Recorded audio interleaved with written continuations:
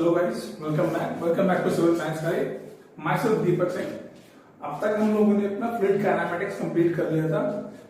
So now on हम start करेंगे fluid dynamics के साथ में। स्टार्ट करते हैं fluid dynamics. What is fluid dynamics? जैसे कि मैंने आपको इंट्रोडक्शन ऑफ द सब्जेक्ट में बता दिया था कि फ्लूइड डायनामिक्स में बेसिकली हम बात करेंगे study of motion of the fluid without considering the cause of motion. कि भाई हमारा जो फ्लूइड मूव कर रहा है उसकी स्टडी करेंगे, मूव करते हुए फ्लूइड की। इसके साथ में ये भी ध्यान रखेंगे कि जिस कारण से वो फ्लो हो रहा है उसकी स्टडी भी हमें करनी है। तो बात करते हैं हम यहाँ पर फ्लूइड डायनामिक्स की कि भाई अगर हम बात करें as per Newton's second law, as per Newton second law हमें पता है कि जो हमारा F एक्सटर्नल का एल्जेब्रिक सम होता है it is equal to inertia force, it is equal to inertia force. Okay, तो देखते हैं अगर ऐसा है कि भी एक हमारा फ्लो हो रहा है, से दिस इज द फ्लो, यहां से हमने कोई एक एलिमेंट लिया और उसको हमने यहां ड्रॉ किया, तो ये हमारा फ्लूइड एलिमेंट है। This is the fluid element.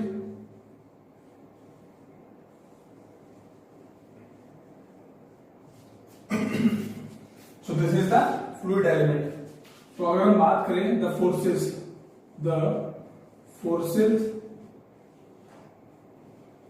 Acting on this fluid element, the forces acting on this fluid element are: number one is pressure force, number two is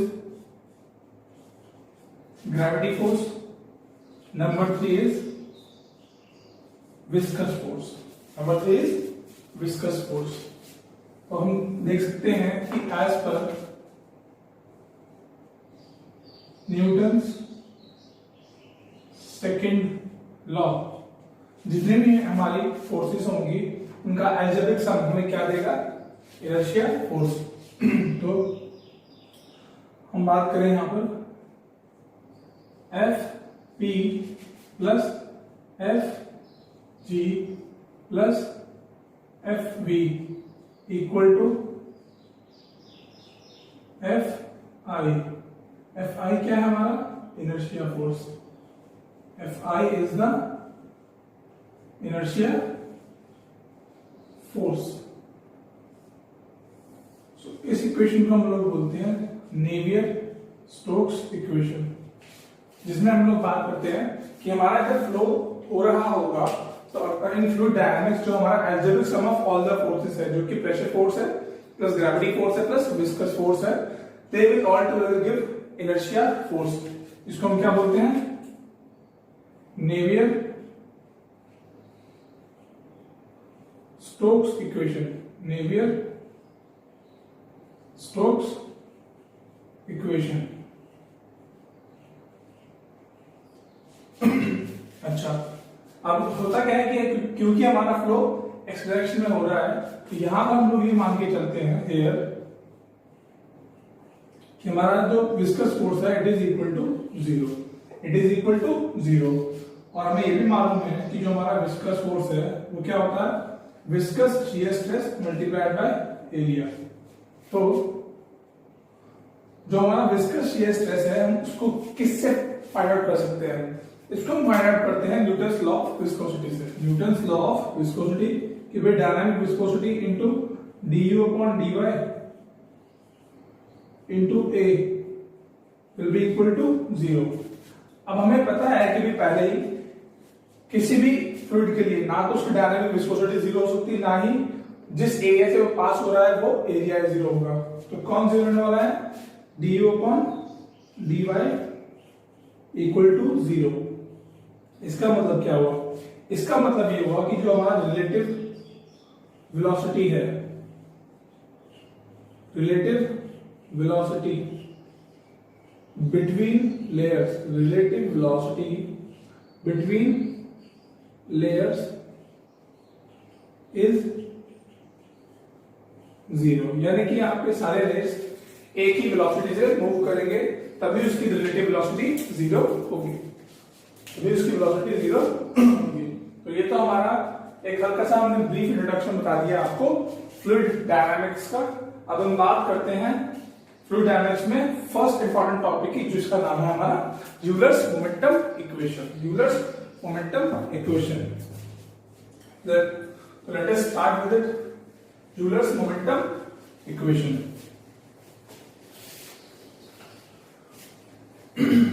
ये जो हमने नेवियर-स्टोक्स इक्वेशन लिखी है यही हमारी मोमेंटम इक्वेशन भी है, तो इससे हम लोग कुछ फाइंड आउट कर सकते हैं। तो स्टार्ट कर रहे हैं। Euler's momentum equation, Euler's momentum equation. तो नाम में लिखा है, ये जो इक्वेशन होगा it is based on the conservation of momentum. So based on momentum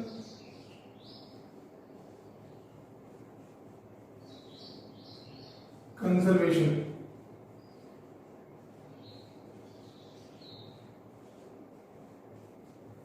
अच्छा, यहां पर फ्लो जो है आपका, flow is streamline, flow is streamline,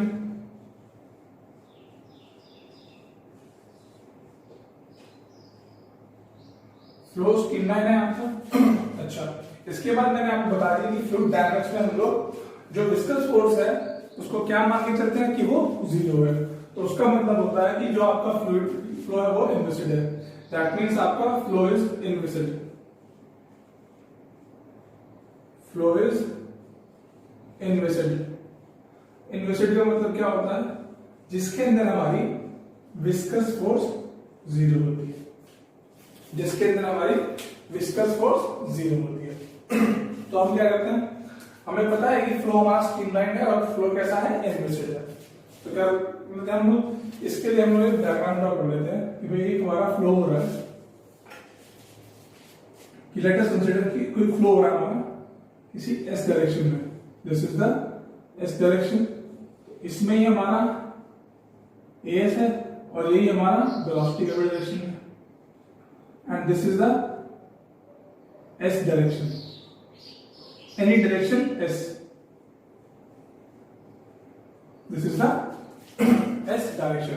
तो हम क्या कर रहे हैं, यहां से एक फ्लूइड एलिमेंट लिया हमने, इसको हम यहां पर ड्रॉ करते हैं, this is the fluid element जो मैं ड्रॉ करने वाला हूं।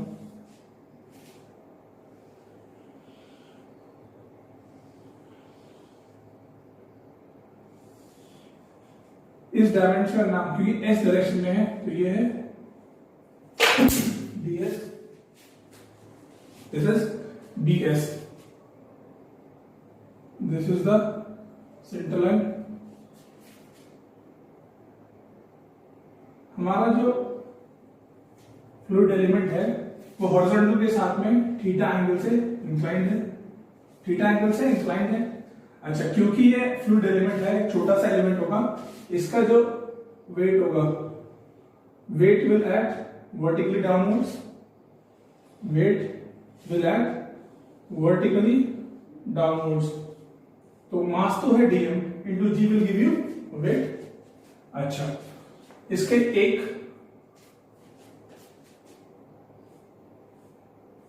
फेस तो ये है और एक फेस ये है, तो यहां पर इसके नॉर्मल लगेगा इक्वेशन P, जो एरिया है दिस इज TA। अगर यहां P तो यहां पर कोई डिफरेंट प्रेशर लगने वाला है, तो P plus dP, P plus dP। अच्छा, यहां से देखिए कि भाई अगर ये वाला एंगल थीटा है तो आप from geometry you can say this angle is also theta and this angle is also theta. Yes, जिस कारण से DMD का एक कंपोनेंट आपको मिलने वाला है, हॉरिजॉन्टल में एक मिलने वाला है, इसके अलाउंग में, फ्लो डायरेक्शन के अलाउंग में। तो अगर डीएम का कंपोनेंट अलाउंग फ्लो डायरेक्शन में बात करें, डीएमजी का कंपोनेंट अलाउंग फ्लो डायरेक्शन क्या मिलेगा हमको? It will be DM into ji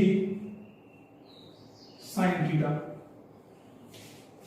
okay, और ये हमारी फ्लो डायरेक्शन है। तो बाय यूजिंग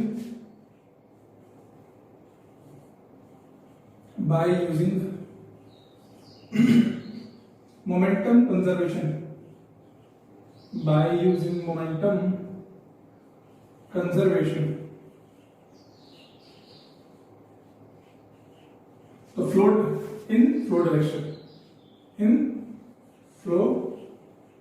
direction,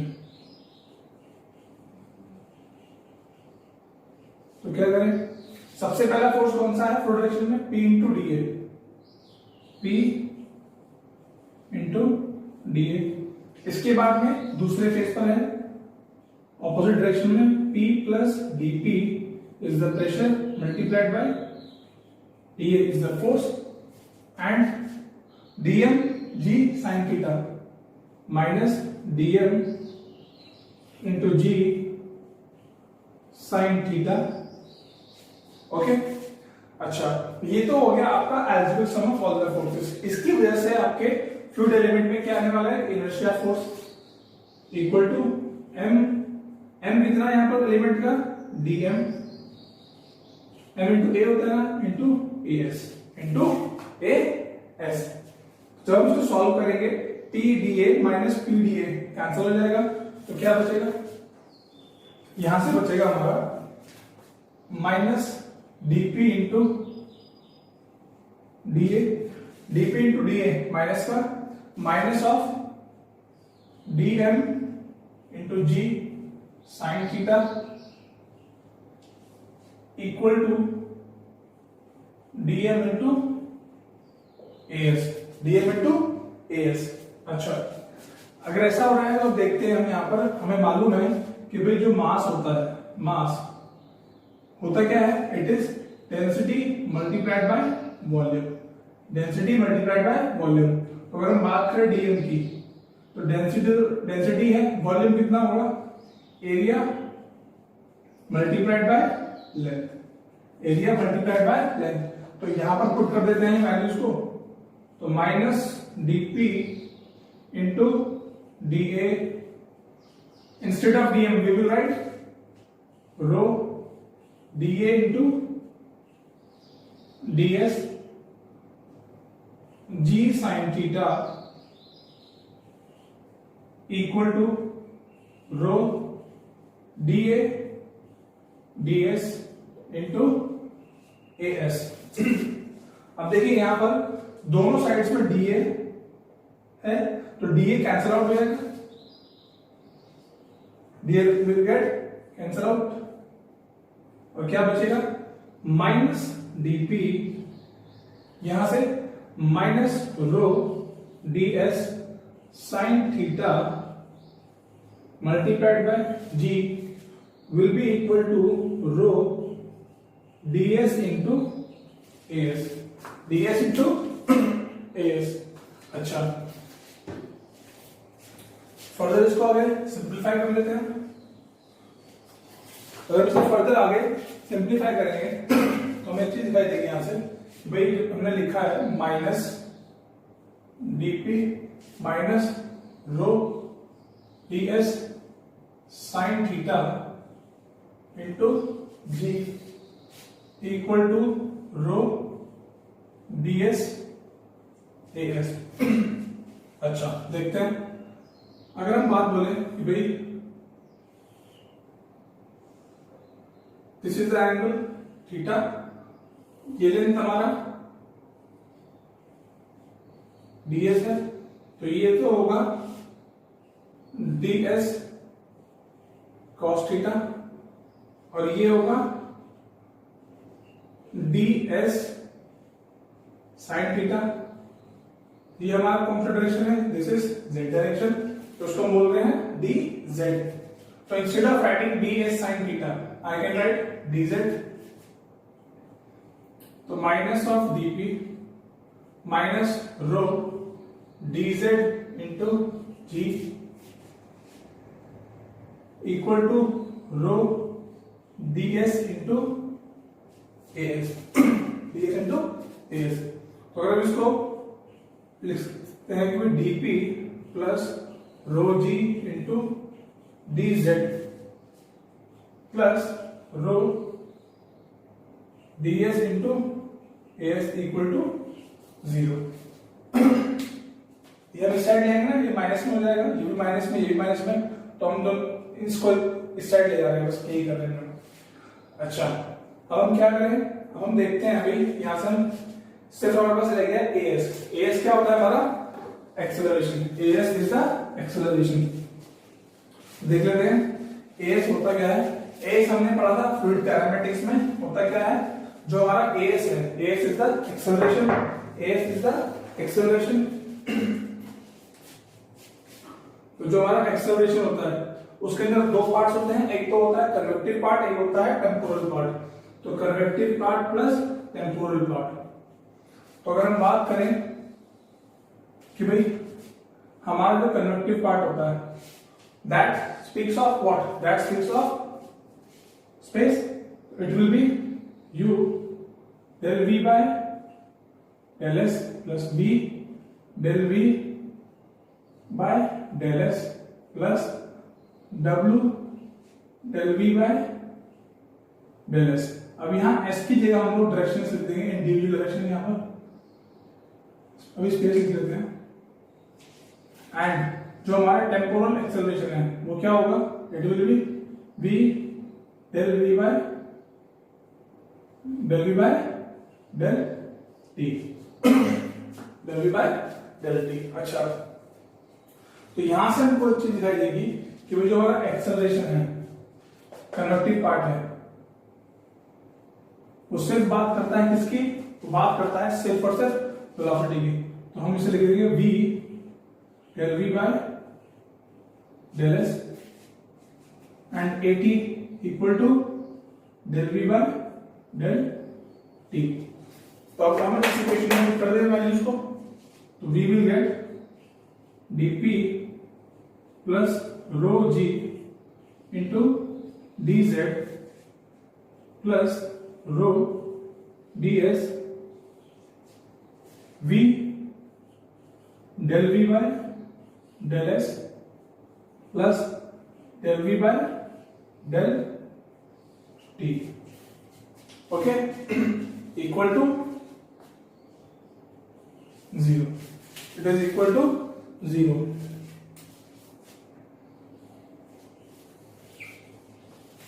सो इसे हम बोलते हैं यूलर्स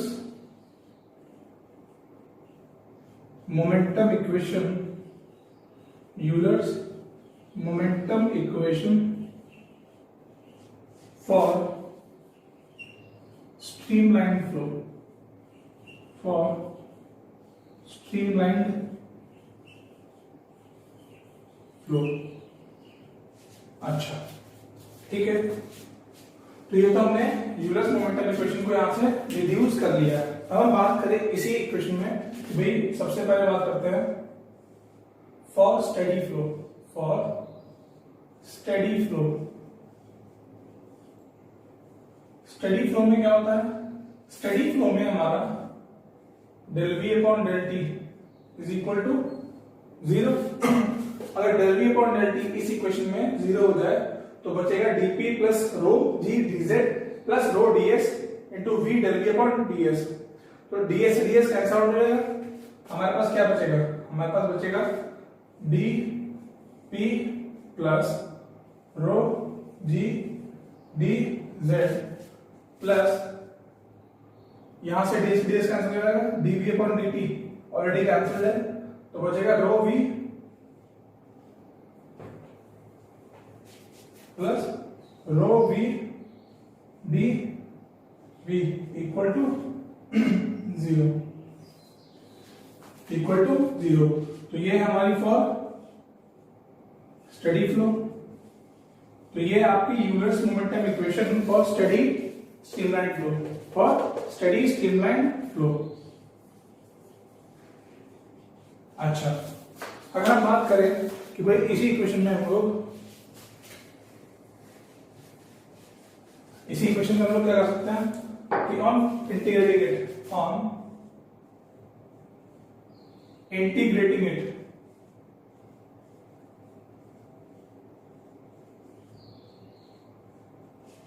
तो we can say dp upon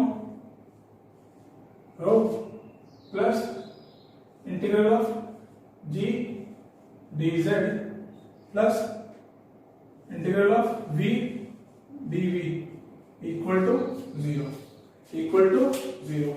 so इससे हमें क्या मिल जाएगा, इससे हमें मिल जाएगा एनर्जी इक्वेशन। ये हमारी क्या होती है, this is the energy equation.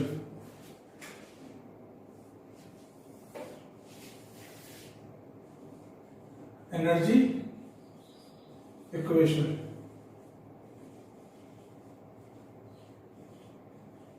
अच्छा, number 2 for incompressible flow,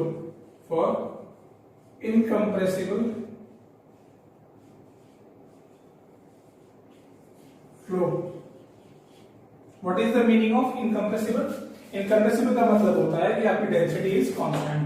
so density is constant. तो अगर ऐसा है तो आप इसे आसानी से आपको दिखाई देगा कि भाई integral 1 upon rho into integral of dp integral of d dz into g integral of v dv will be equal to 0। तो यहां से आपको क्या मिल जाएगी, यहां से आपको मिल जाएगी एक इक्वेशन जिसको हम बोलते हैं बर्नौली। यहां से मिल जाएगी आपको बर्नौलीज इक्वेशन। तो डेल पी का अगर मैं बात करूं, डेल पी का जो आप dp plus rho G dz plus rho v dv equal to 0, इसको अगर हम इंटीग्रेट करें तो हमें मिल जाएगा integral of dp plus rho constant है g dz plus integral of v dv equal to 0। तो अगर हम बात करें डेल p का इंटीग्रल क्या आएगा, p प्लस रो g भी कांस्टेंट है, dz का क्या आएगा, z आएगा, प्लस v का क्या आने वाला है, v square by 2 equal to 0। तो यहां से हम लोग देख सकते हैं कि भाई p upon rho G plus v square by 2g, यहां रो था ना हमारा, एक यहां पर रो से रो कैंसिल हो जाएगा, plus z equal to constant. यही होती है आपकी Bernoulli's equation. This is the Bernoulli's equation.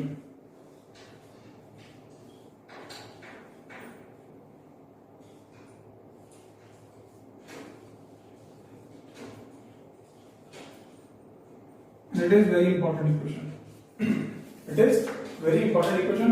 ये तो आपकी एनर्जी इक्वेशन है and this is Bernoulli equation. तो देख लीजिए किस तरीके से हमने यूलर्स मोमेंटम इक्वेशन से अपना बर्नौली इक्वेशन को डिराइव किया है।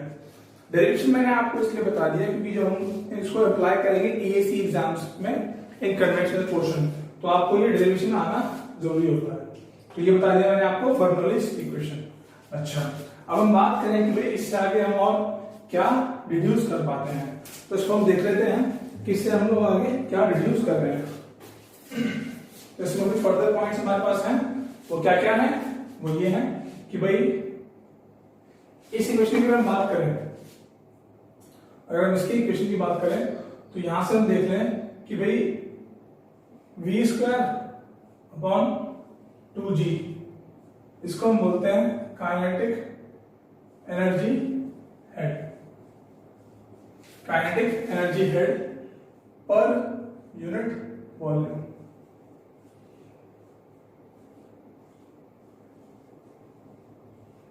अच्छा, अब हम देखें यहां से कि भाई टोटल एनर्जी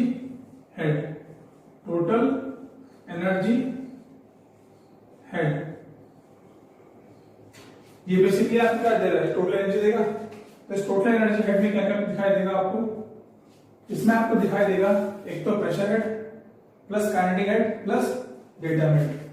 तो यहां से हम लोग लिखेंगे प्रेशर हेड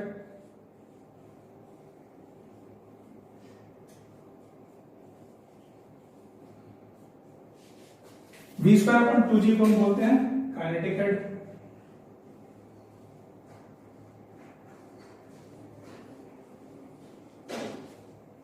प्लस z होता है हमारा data head.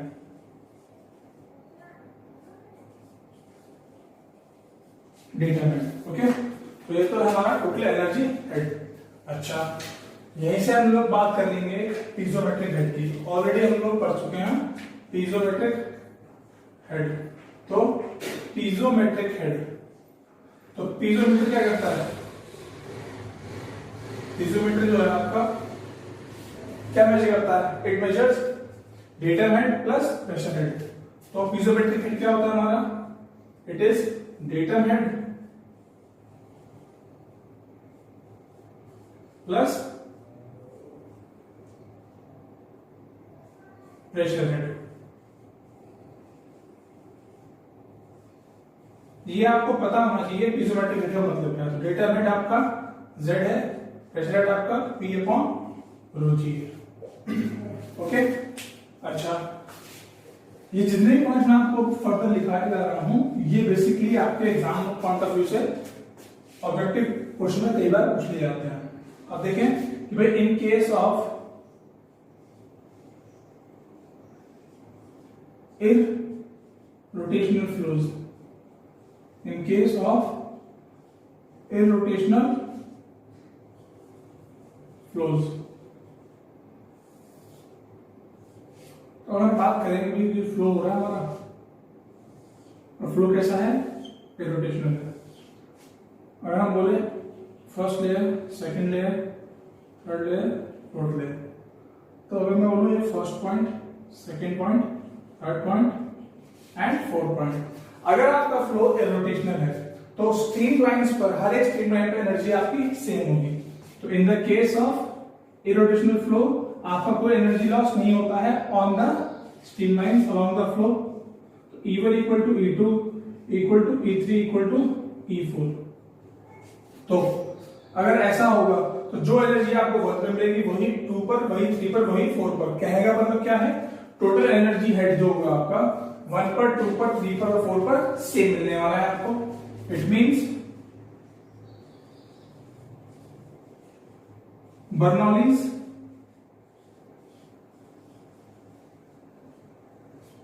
Equation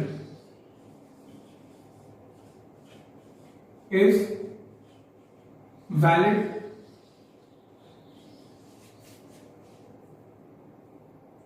in irrotational flows, in irrotational flows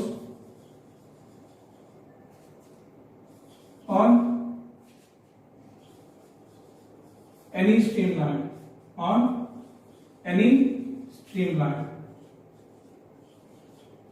भले ही वो सेम हो या डिफरेंट हो, भले ही वो सेम हो या डिफरेंट हो। सेम और डिफरेंट का मतलब क्या है, भले ही वो इस स्ट्रीमलाइन की बात कर रहा है या इसकी बात कर रहा है। E1 will be equal to E2। अब हम बात करें कि भाई इरोटेशन फ्लो में ऐसा होता है।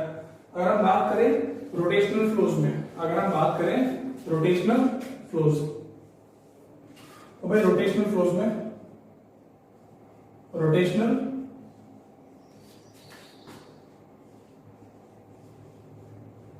फ्लोज, तो in the case of rotational flows क्या होता है, रोटेशनल फ्लोज में रोटेशन अकर करता है जिस कारण से सेम स्ट्रीम लाइन पर तो आपको एनर्जी सेम मिल सकती है, लेकिन डिफरेंट स्ट्रीम लाइंस पर सेम नहीं मिलेगी। इसका मतलब ये हुआ कि भाई E1 is equal to E2, क्योंकि सेम स्ट्रीम लाइन है, रोटेशन हो रहा है तो सेम अमाउंट से रोटेशन होगा, तो जितना एनर्जी आपका E1 पर होगा उतना ही E2 पर भी होगा। लेकिन E1 will not be equal to E3, not equal to E4। यहां से आपको पता रहेगा क्या कि hence Bernoulli equation is not valid on different streamlines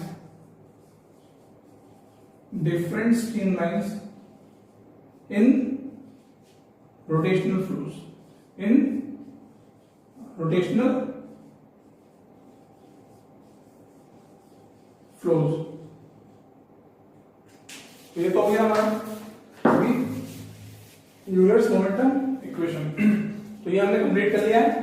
इसके बाद हम बात करेंगे फ्लो मेजरमेंट की। अभी हमने फ्लूइड डायनामिक्स में जो हमारा यूलर्स मोमेंटम इक्वेशन है उससे हमने क्या क्या देखा कि यूलर्स मोमेंटम इक्वेशन हम लोग कैसे डिड्यूस करते हैं, उसी से हम लोग ने एनर्जी इक्वेशन और बर्नौली इक्वेशन को डिराइव किया। और उसके बाद मैंने बताया आपको कि भाई इरोटेशनल फ्लोज के अंदर आपकी सेम या डिफरेंट स्ट्रीमलाइंस पर बर्नौली इक्वेशन आपकी वैलिड होगी, लेकिन रोटेशनल फ्लोज में ऐसा नहीं होगा। रोटेशनल फ्लोज में डिफरेंट स्ट्रीमलाइंस पर डिफरेंट एनर्जी होती है। तो अगर E1 यहां पर है, यहां पर E1 नहीं मिलेगा आपको, यहाँ E3 मिलेगा, और E1 और E3 डिफरेंट होंगे। अगर डिफरेंट होंगे तो E1 इक्वल टू E3 नहीं है, that means Bernoulli equation in दोनों स्ट्रीमलाइंस पर वैलिड नहीं है इन the case of rotational flows. तो ये था हमारा फ्लूइड डायनामिक्स का बेसिक्स। तो अगर आपको कोई भी डाउट हो तो उसको कमेंट बॉक्स में कमेंट कीजिए। अगर वीडियो अच्छा लगा तो प्लीज लाइक कीजिए, सब्सक्राइब कीजिए। Till next lecture, stay happy, keep smiling, bye.